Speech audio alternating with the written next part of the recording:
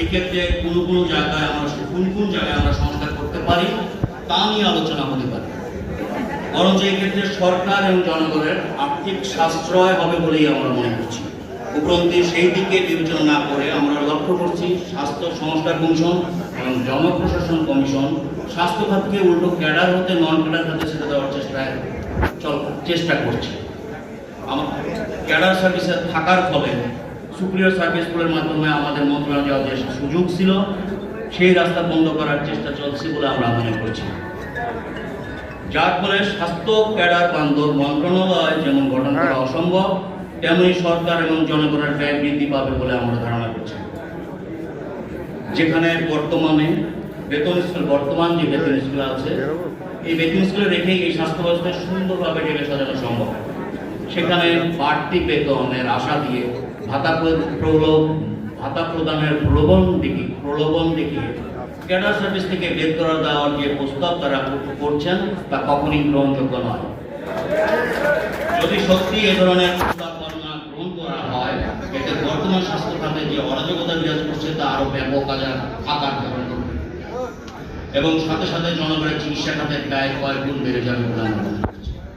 ফলে মধ্যবিত্ত সমাজ নিম্নবিত্তে নেমে আসবে, নিম্নবিত্ত সমাজ চিকিৎসা সেবা হতে বঞ্চিত হবে।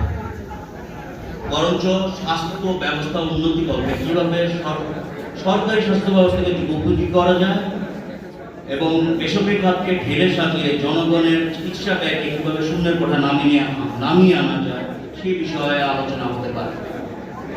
কিন্তু আমরা লক্ষ্য করছি তা না করে উল্টো কি করে জনগণের ব্যয় বৃদ্ধি করা যায় সেই ধরনের প্রস্তাবনা দেওয়ার জন্য প্রস্তুতি নেওয়া হচ্ছে।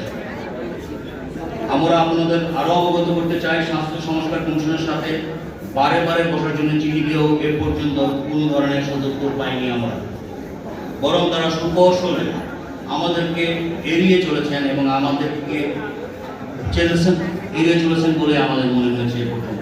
তাই এই মতবিনিময় সভার মাধ্যমে আমরা আবারও স্বাস্থ্য সংস্কার কমিশনকে আমাদের প্রস্তাবনা প্রদানের সুযোগ প্রদানের জন্য বিনীত অনুরোধ করছি। তখনই একটি ক্যাডার বিলুপ্তি করার চিন্তা হতে পারে যখন সেটি প্রমাণিত হবে সম্পূর্ণরূপে ব্যর্থ। কিন্তু আমাদেরকে কোনোরূপ সুযোগ প্রদান না করে ব্যর্থ প্রমাণের চেষ্টা স্বাস্থ্য খাতের কর্মরত 35,000 ক্যাডার কর্মকর্তা কখনোই মেনে নেবে না। আমরা বলতে চাই, আগামী 1 দশক স্বাস্থ্য খাতের উন্নয়নের ভার মন্ত্রণালয়ের সর্বনিম্ন পর্যায় পর্যন্ত স্বাস্থ্য ক্যাডারের হাতে তুলে দেওয়া হোক। আমরা নিশ্চিতভাবে বলতে পারবো বাংলাদেশের স্বাস্থ্য